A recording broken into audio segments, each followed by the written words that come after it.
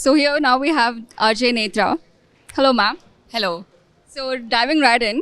So do you think the current youth is disconnected with the politics right now? Well, absolutely. If you ask me, the Gen Z today is not relating to politics or politicians, even if they do. I feel there's this fear of not wanting to comment or take sides on social media. They don't want to simply because of the backlash that probably that follows. I think there's a large amount of disconnects. They don't relate to politicians the way they relate to a film star. Understandably, yes, it's a more films are a more lighter issue, but then here they relate to the film stars mainly because they understand the person. Whereas politicians, I think it's still a very far-fetched concept for the youngsters. So what do you think of the upcoming elections? The elections, I think people have decided, and it's just a matter of time that we'll know what the final results are. Although every political party is giving their best in their manifestos and their campaigns and stuff, I think it's going to be a very curious. I'm very curious to see the result. It's going to be a very interesting turnout, I'm sure. So as an RJ, do you educate your listeners about voting rights and voting processes on air? Yeah, absolutely. In fact, around the times of elections, like I said, how youngsters don't relate to politicians anymore. They don't know how their leader thinks or what they do as a normal person, how they behave, what their interests or what they dislike.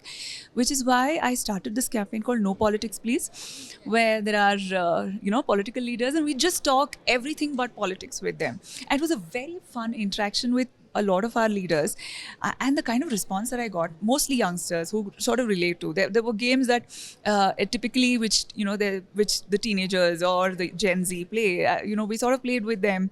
Never Have I Ever, which is a very interesting game for us in most of our parties. So it was very interesting, turnout or the kind of response that I got for that. Hopefully, there's some amount of cognizance that they take out of the show that there was. And apart from that, we do our best to educate people, not in terms of just voting, but also to understand what goes behind that, and to just garner that interest among them to go and vote. That is very essential. So as you said, No Politics Please, the show which you run actually right now.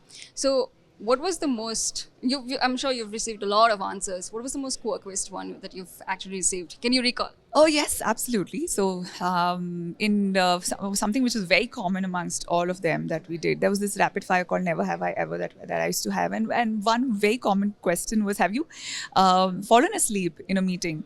And most of them, it was a very common answer that most of them said, yes, we've fallen asleep in the assembly now. And they're very uninhibitedly admitting to the fact that, yes, they do fall asleep, simply because they're humans. Also, at the end of the day, they're sitting in the session the entire day. And not everybody is an interesting speaker. Some speech is really boring, and they do admit to the fact that they have fallen asleep, they have erred, they have corrected themselves also in the process. So it's an interesting conversation that way. Yes.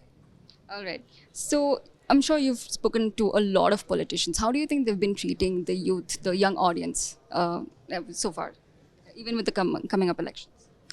Yeah. So I think most of them now, in most of these political parties, they've understood the importance of reaching the youngsters through social media platforms or the platforms that the youngsters consume, which is why if you see, there are a lot of social media managers that they already have. There are people who they have a team which sort of follows them, which is a very interesting turn of events. Like, you see a politician, we used to see their securities and probably a personal secretary that would follow, but then now there are social media managers who are sort of helping them create content, managing that. So that's an interesting thing, and mainly that happens when this need of reaching the youth, the youngsters, arises. And I think that's a nice turn of events.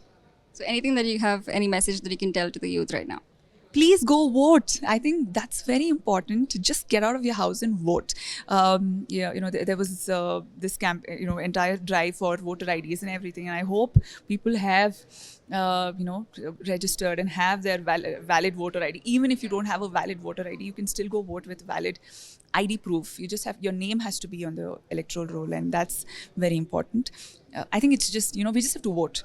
And I think rest is taken care. as State of War Karnataka begins. A reminder, who is the true number one? The five big voices speak to us before all the others.